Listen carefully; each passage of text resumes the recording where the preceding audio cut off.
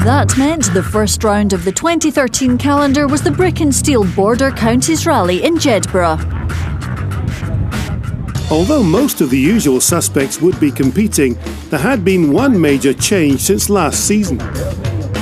Sensing his title might be under threat from a number of quarters, four-time defending champion David Bogie had thrown down the gauntlet and moved up from his trusty Evo 9 to a Ford Focus World Rally car. I don't think it'll be the fastest driver that will win today. I think it's a case of keeping it on the road and keeping out of trouble, and the result at the end could be a very strange result, but of course with the previous round being cancelled, we're still in the first round of the championship, so I would be more than happy with a podium.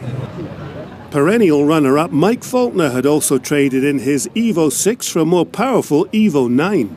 A little bit more anxious than normal. Obviously we've not had any running in the car. We had a problem with the engine again. We tried to get a few miles a week ago and had a problem with the engine, so we've not really done any miles, and it's not the ideal conditions to be learning a new car, but we'll give it a go.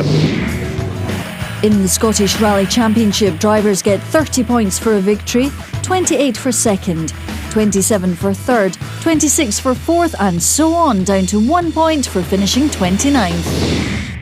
The Brick and Steel would prove to be a supreme test of ability.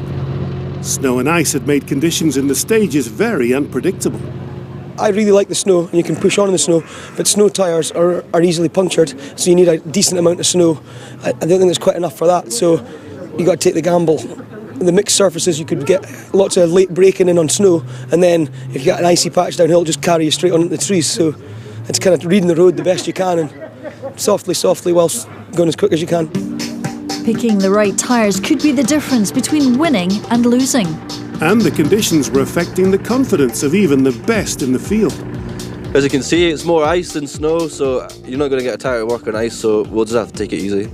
Not looking forward to it. It's iced over today and it's marbled over, so it's looking for a bit of grip, but we'll see what happens. We're on a snow tyre. I think Ewan behind us there's on a gravel tyre, so in all honesty I don't know what the right tyre decision would be for this, but I'm sure the time will tell. The weather had made safety the most important consideration for event organisers. So they put the four-wheel drive cars in first, to make it easier for the smaller engine vehicles to get through the stages.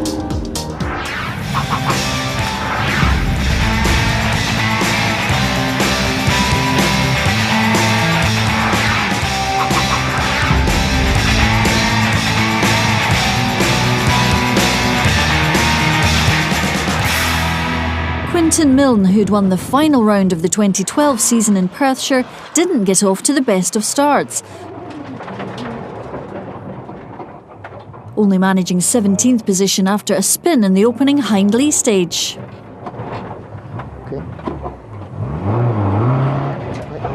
But a few of the other pre-rally favourites put in encouraging performances.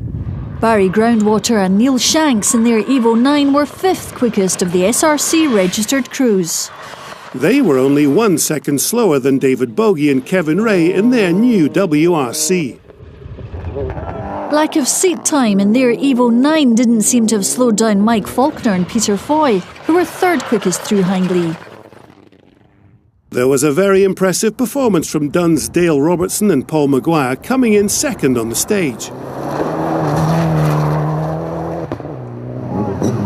But leading the standings with a stellar drive through the snow and ice were Ewan Thorburn and Paul Beaton in their Focus WRC. Maybe this was their chance to emerge from the shadow of Bogie and Ray.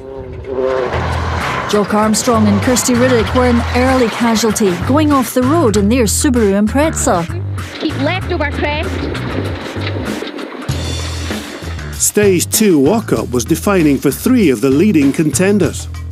Ewan Thorburn lost time after a spin and slipped down to 8th overall. First one we had a fairly good run. There wasn't much grip, but you could feel for it. Second one was much the same until we had a spin maybe halfway through. Just a second gear left-hand corner, just got in the power a bit too early and it just half spun middle of the road, but I couldn't get reverse. So it cost us a lot of time. I think we dropped a minute and a half. But it was a different story for Barry Groundwater. He was 46 seconds quicker than Dale Robertson and took a deserved lead in the event, while Robertson had slipped down to 3rd place. I thought my times weren't maybe all that great. Second stage was quite good, but certainly the first one we were really sort of on and off. But I'm happy to still be here so far anyway. Very, very slippy. You're just a passenger sometimes, but I always seem to say a good time in the first stage, and we taken it really steady because we've got a big scare in the end of the first stage, so we taken it really steady in stage 2 there. So lost a wee bit of time, but we'll have a push again later on. Walk-up was really all about Quentin Milne. He scorched through the stage an astonishing 27 seconds faster than Barry Groundwater. That elevated him 15 places into second overall, just 9 seconds adrift of the Stonehaven driver. It felt like a passenger on one, and I spun it and had a couple of moments, and I was really not getting any feel from the car. The car was just sliding out, but on stage 2 the snow tyres were really working, they were biting in, and I pushed hard. I felt like I was on gravel, so yeah, it felt right in there, and the times are showing that.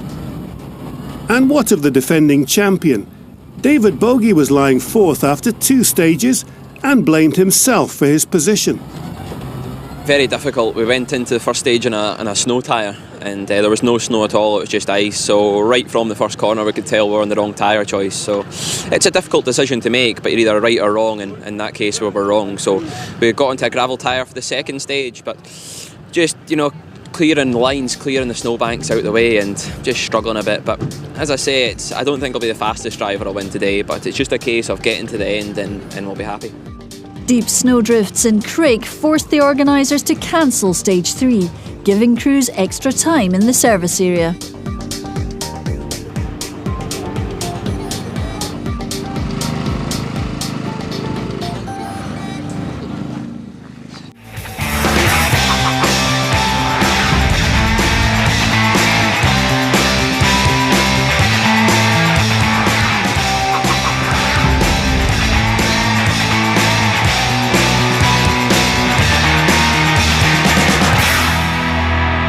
On stage 4, Bewshaw in Kielder Forest, Milne again posted the fastest time to take him into the overall lead. Okay, braking now, protect the sidewalls, and then caution, crest, the second left 7. David Bogie was second quickest and moved into second spot. And although Barry Groundwater was also experiencing tyre problems, his time kept him in with a shout of a podium place, 3rd, 1 minute and 1 second behind Milne. Donnie MacDonald and Andrew Faulkner from Inverness were making a late charge up the standings and were lying 4th. Mike Faulkner and Peter Foy in their new Evo 9 had suffered a puncture earlier and had slid down to 5th. But they were 1.5 minutes down on 3rd place Groundwater, and they were really left fighting for minor positions.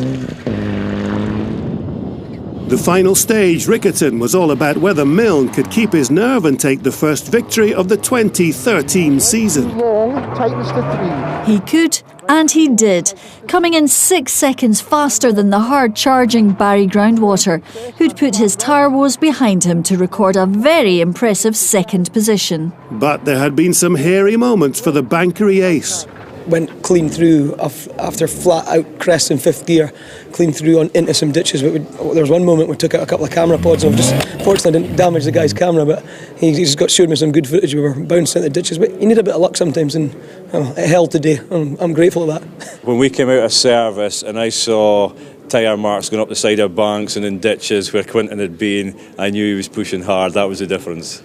I wanted to get finished. I wasn't taking the risk that he was. He was, fair play to him. He was doing very well today, but he was driving the doors off that car today. David Bogie had been quietly going about his business without setting the heather on fire. Wrong tyre choice early on had set him back, but sure-footed drives in the final 2 stages had moved him into 3rd. Very happy just to get to the end of this rally. The conditions are probably the most difficult conditions I've ever driven in, so just happy to get to the end, no damage, and happy. Event sponsor John McClory, with David Hood in the notes, took top Group N class honours in his Subaru Impreza. Cousins Kieran Renton and Karen Logan won Class 4 in a Ford Fiesta R2.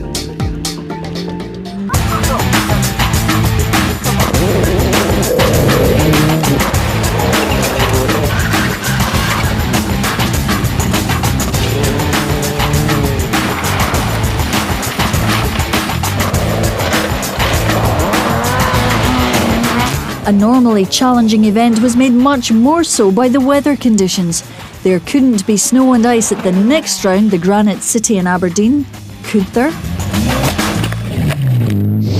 As it turned out, the snow and ice in Aberdeenshire had melted in the week or so leading up to the Coltel Granite City Rally. But that meant the drivers were still unsure how the stages would perform.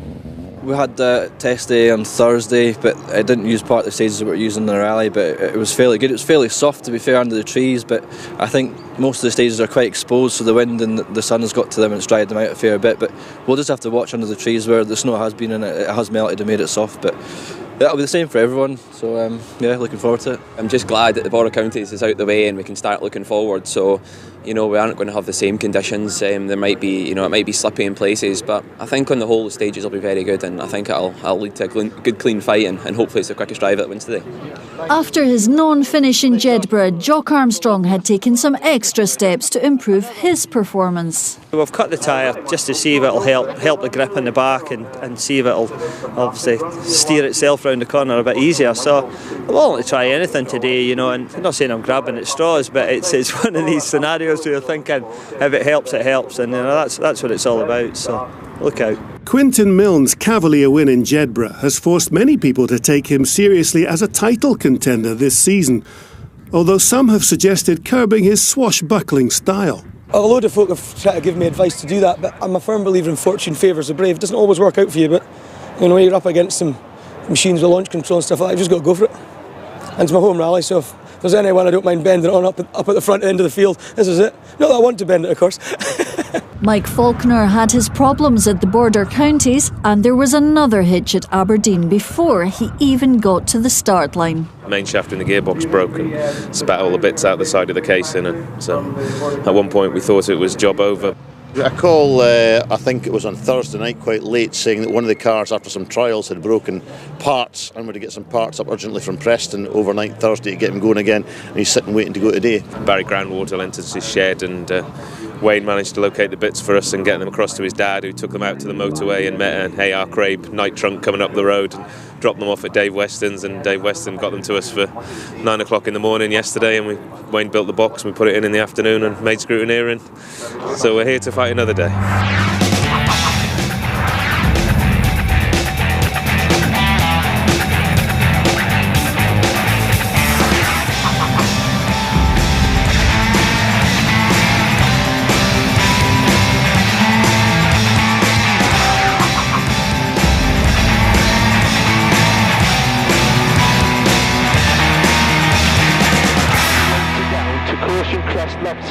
Faulkner and Foy didn't get the start they were looking for. A spin in the middle of stage one, Fetteresso lost them around 20 seconds and put them into 9th spot. Into reverse. Local drivers were taking advantage of their knowledge. Barry Groundwater from Stonehaven was lying 8th after the first test, tied with Bankery's Bruce McCombie. Very good stage, yeah, really fast going. A few moments, especially at the back, the very last corner there, it's very deceptive, so yeah, it's been okay. Portlethen's Chris Colley driving an elderly Evo 6 and Dave Weston Jr. from Aberdeen in an unfamiliar Evo 9 were a further 3 seconds ahead. Donnie MacDonald had recovered from a close call with a bridge on the opening stage to stay in contention in 4th. And left 7 in over Bumpy Bridge. Quintin Milne from Bankery with Martin Forrest on the notes was consolidating his win in Jedburgh. He was 3rd overall. I was giving it every inch I got in there, and half of this stage is familiar for me. I used to go through it on my bikes years ago. I couldn't have gone harder in there. But uphill, the world cars have got it on me. But it's a long day, and we've got a couple of stages where we hope with some high-speed stuff where we might have a bit of an advantage. So keep it in there. Cheers. But a real battle was developing at the top, with Jock Armstrong and Kirsty Riddick in 2nd spot. I nearly ended the rally. We came to a lot of grip in the back and came to like a left 2, left 3 corner, and I thought We got up to straight line it, but luckily it was a right two, so we just went right down into deep ditch. It carried us nice, it hooked it, and I carried. That's where I'd win the rally nearly. Definitely nearly lost it. No, I definitely nearly lost it as well. Armstrong was just 5 seconds behind David Bogie and Kevin Ray, who seemed to be getting to grips with their new Ford Focus World Rally car.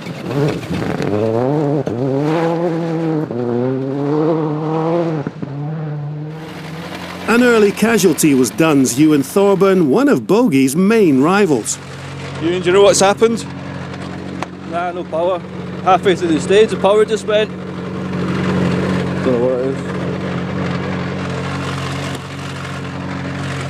Turned out Ewan had hit a rock which had flattened the exhaust in his Ford Focus World Rally car. Game over for him and co-driver Paul Beaton.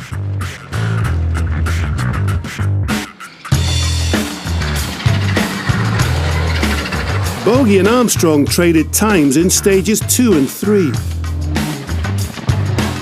The Castle Douglas man took 3 seconds out of the two-time Granite City winner to reduce the deficit at the top to just 3 seconds after Drumtochty. But in stage 3, Glenfarclas, Bogie hit back and increased his lead at the top over Armstrong to 12 seconds.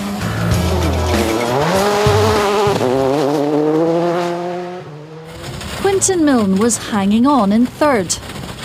But his position was under increasing threat from a sure-footed Chris Colley with Lisa Watson navigating. Long right one. He was gradually eating away at his opponent, and after the third stage he was only 6 seconds adrift. To long left 6. Over the past, my rallies I've got quicker in the afternoon. Just get a few stages under the belt. So get the car up to service, have a look, see what condition the tyres are in, and then I think I fancy a wee push if there's only 6 seconds in it. After his solid start, Donnie MacDonald had slipped to 5th.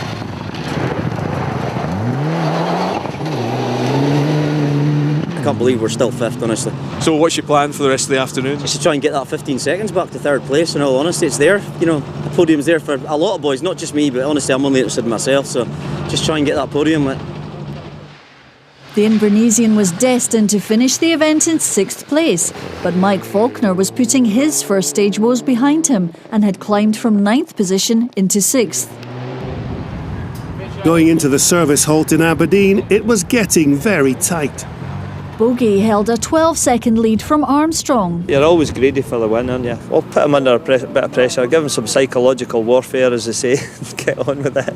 Jock's he's a very good driver, so to lose 2 seconds in a stage is fine with me. But we had a pretty good run through stage 3. Some of the notes just didn't come together very well, but as I say, the more rallying you do, the more you expect everything to be perfect, and it's not just there yet, but as I say, happy and feel comfortable. Only 25 seconds separated Quinton Milne in 3rd from Barry Groundwater in 9th place. The only thing we can do is push harder and see if we can get away with it, but it really is, it's so quick, there's no error for mistakes. I thought we were pushing well in the morning, but certainly we need to do a bit more anyway.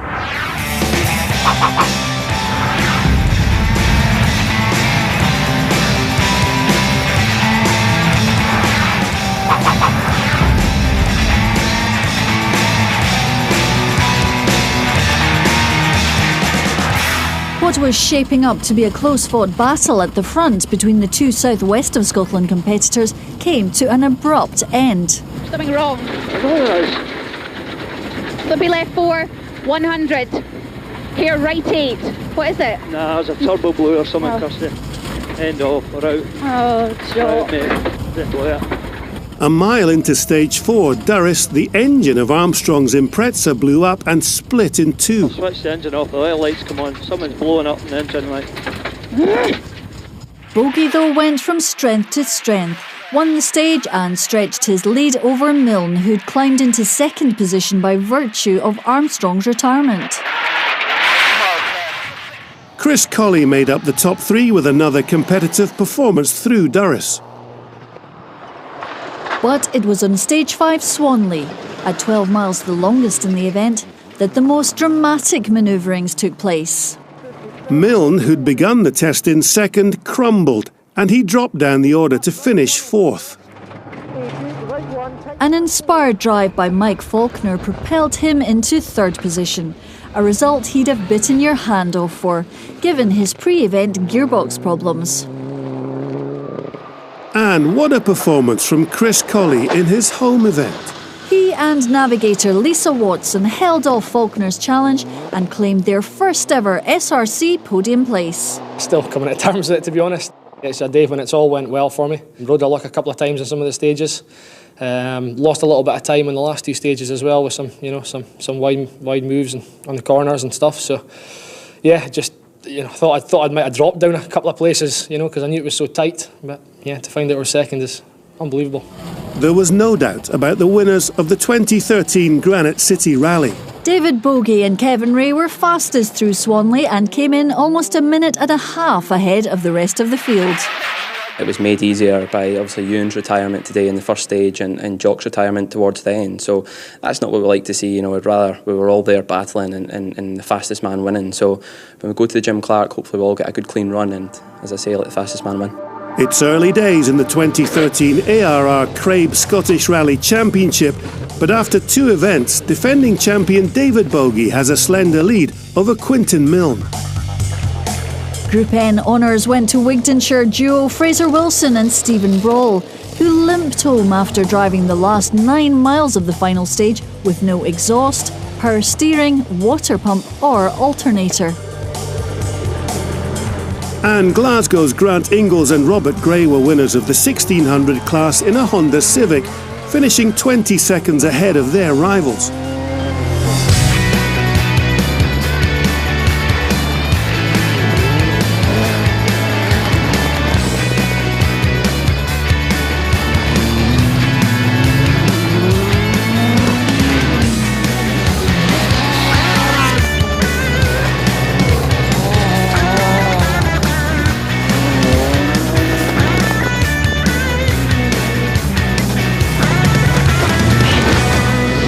The Jim Clark Reivers event is always one of the stiffest tests in the Scottish Rally Championship calendar.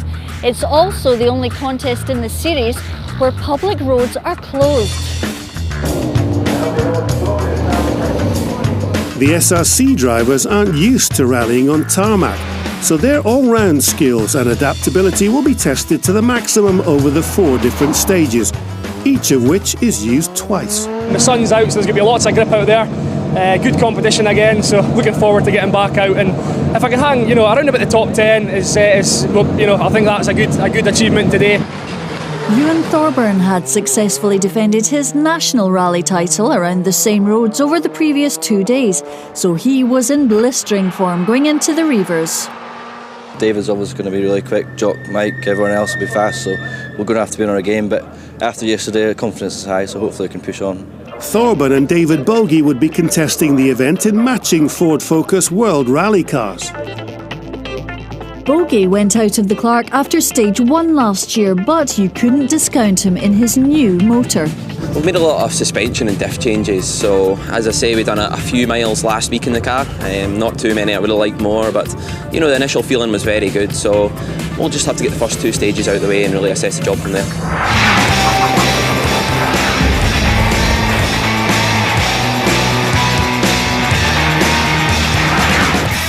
The Reivers is the one event where 2-wheel drive cars can compete with their 4-wheel cousins, if the conditions remain dry.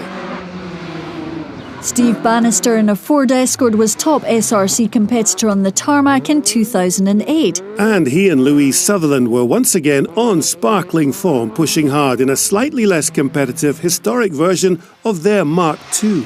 By the end of the event, he pulled up to 9th and finished as the leading 2-wheel drive competitor. The Ingalls brothers, Alistair and Colin from Angus, put in a fine start to their day, lying 8th after the first 2 tests in a Mitsubishi Evo 5. To long flat left 2, narrows and tightens to 3, OK. Barry Groundwater from Stonehavens had a dream start to the championship, and he was doing his chances of another good points haul no harm in 5th. Groundwater was 3 seconds behind Rory Young and Alan Cathers, who were taking part in their first event of the season. Jock Armstrong, with Kirsty Riddick on the notes, was 12 seconds in front of Young in 3rd. 100. 3 right minus. Into keep in. 3 right plus over crest. But, as expected, the fight for ultimate supremacy was between local favourite Ewan Thorburn with Paul Beaton in the navigator's seat and defending champions David Bogie and Kevin Ray. Bogie stalled his car on the start line of stage 1, conceding the advantage to his rival. Their times were dead level around stage 2.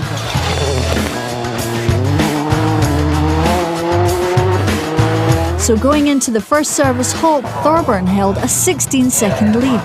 There's lots of chicanes and stuff down in these stages, and it's quite easy to make a mistake, and 16 seconds sounds a lot, but it's not when you've got all these sorts of things in front of you, so we'll see what happens. We'll push on.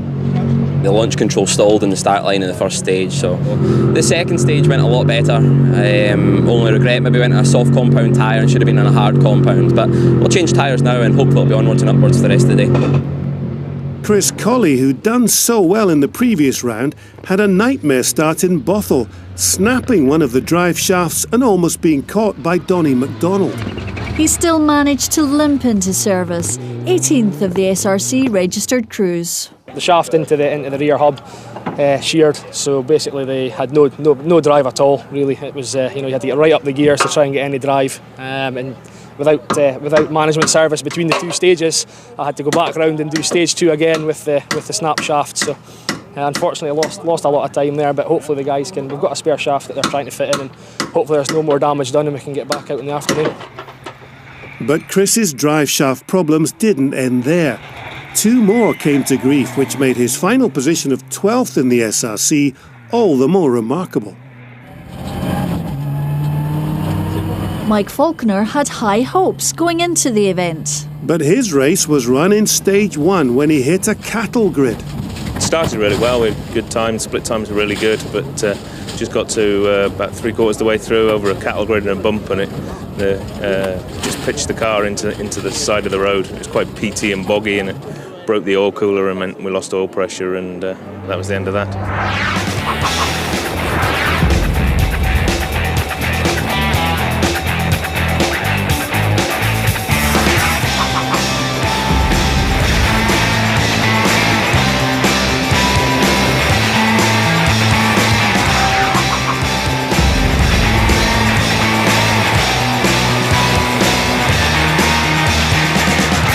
Langton may be less than 2 miles long, but the stage has more hazards than most others in Scotland, including the famous water splash.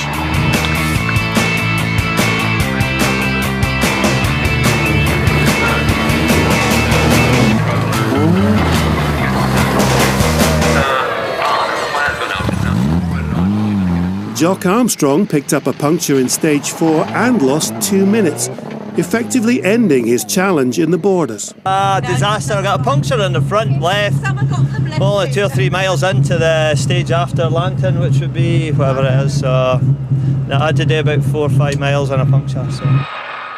Jock ended the day 9th of the SRC registered competitors. I'm not laughing, end of. By the end of the first run through Edram, the battle for the podium positions was narrowing. Andy Horn in his Metro was just outside the top 3, lying 5th, but going really well. We are happy with 5th. It's a brilliant place. We came here hoping to get into the top 10. If we can maintain 5th, I'll be delighted. Really pleased. After making the wrong tyre choice at the start, Quinton Milne was knocking on the door in 4th and asking questions of the top 3. How was that? Sweaty. It was really great stages, and there's some mixed surfaces with some mud and stuff like that, but I think these tyres are right now that's heating up. We were a harder compound, but it's coming together now. It feels having great fun. I don't know where we're sitting or anything, but it's all good fun. Barry Groundwater had moved into 3rd and was consolidating that position, 13 seconds ahead of Milne. It's very quick, yeah. It's just no time to stop and think. It's a thing. It's all go. Thorburn and Beaton was still the crew to catch. They'd actually extended their lead over main rivals Bogie and Ray to 21 seconds, with a repeat of the 3-stage loop to come. But it hadn't been plain sailing all the way.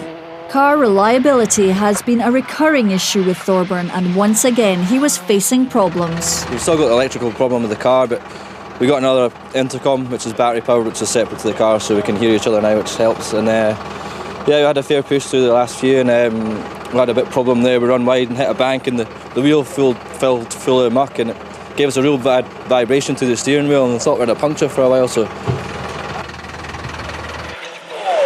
Bogie had hurt his back on a jump over a bridge in Blackadder. The four-time Scottish champion had recovered, and he wasn't giving up on overhauling Thorburn. Yeah, the back's okay, it was just jolted for a short period of time, so.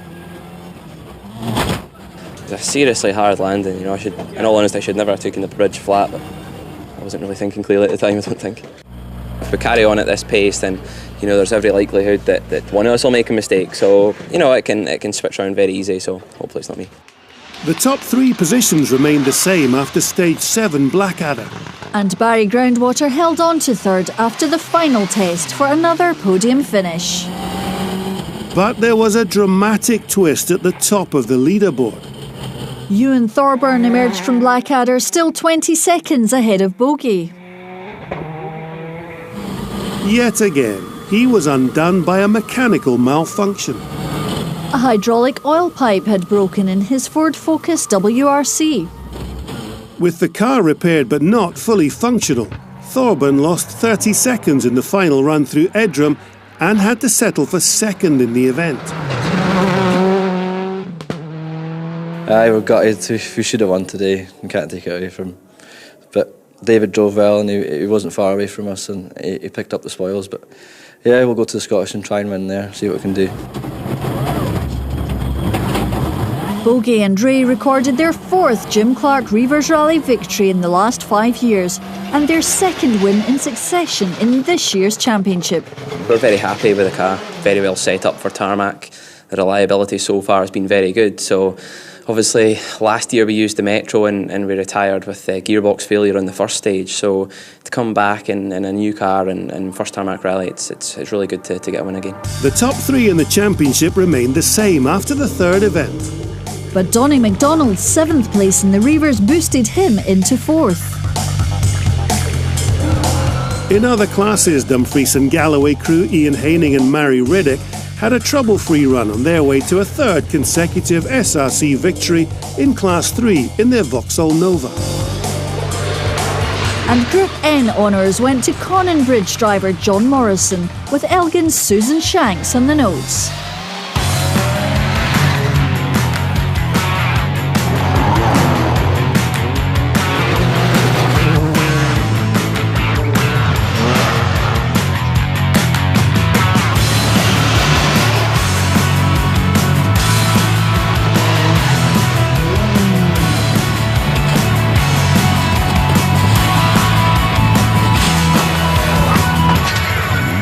The RSAC Scottish Rally in Dumfries was a return to home ground for David Bogie and a chance for him to extend his lead in the championship.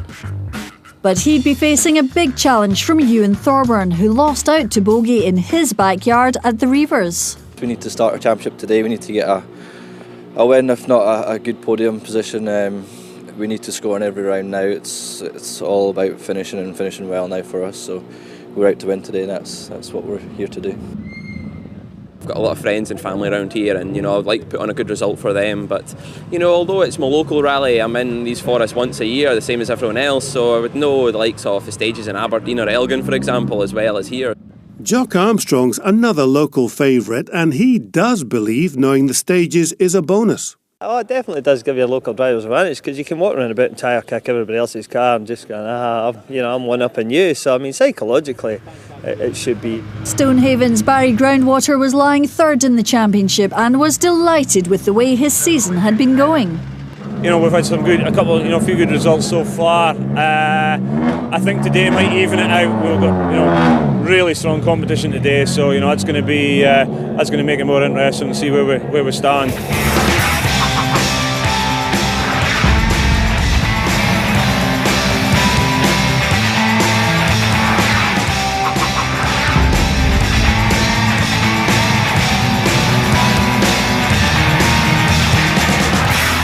The two World Rally cars set a cracking pace right from the start. Bogie and Ray, who were looking for their third win in the Dumfries event, set the second fastest time. Just 0.7 of a second behind stage winners Ewan Thorburn and Paul Beaton. There was an interesting battle going on behind them as well. Northern Raider Quinton Milne was 13 seconds adrift of the leaders in third. Left 2 and keep right for bad jump, big jump. So it's left 2, keep right over jump, right. His swashbuckling style's a real crowd pleaser. Milne was keeping Jock Armstrong and Aberdeen's Chris Colley at bay. They recorded exactly the same time to put them into joint fourth after Windy Hill. Barry Groundwater, with Neil Shanks on the notes, knew he'd have to up his game after coming in 8th of the SRC registered crews. At just under 14 miles, Stage 2 A West was the longest test in the rally. Thorburn went into warp speed to take almost a second a mile out of Bogie and give himself a lifeline into the title race. Well, you can talk it through. You must be quite happy at this stage. Yeah, obviously coming from Jim Clark back onto Scottish onto gravel took a bit of getting used to in the first stage, but we had a good push through there. In the second stage we had a real go at it and we took some time out of David, so going well so far. You must have analysed kind of every detail. Can you pinpoint anything at all that's not gone quite to plan? As I say, just a couple of errors, braking late into junctions and having to slide the car around and losing a bit of time. We could probably have went with a better tyre choice, but it's all ifs and buts. We just need to focus on this afternoon. Milne was performing admirably, increasing his lead over Armstrong and Kirsty Riddick to almost 9 seconds. Don't cut.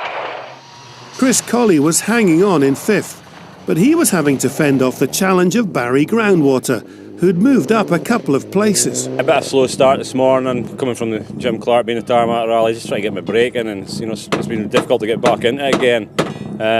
It's just been holding us up, so nothing really other than driver error at the moment. But we've got likes of Quinton, who's just absolutely incatchable today, so I'm just going to have to do my own thing today, I think.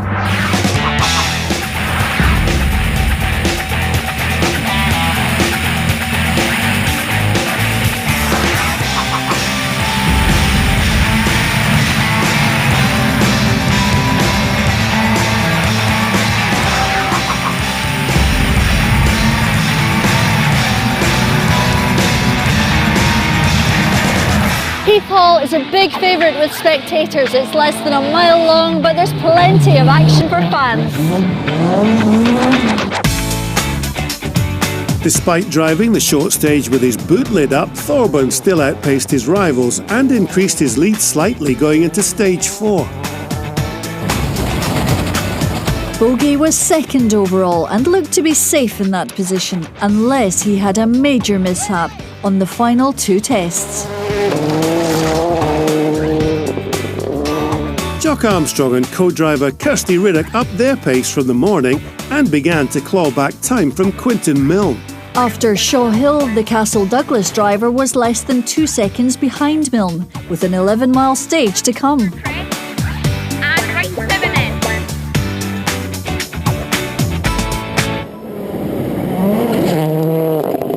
Yet again, Thorburn was fastest through Shaw Hill, and before the start of the final test, he was 19 seconds up on Bogie.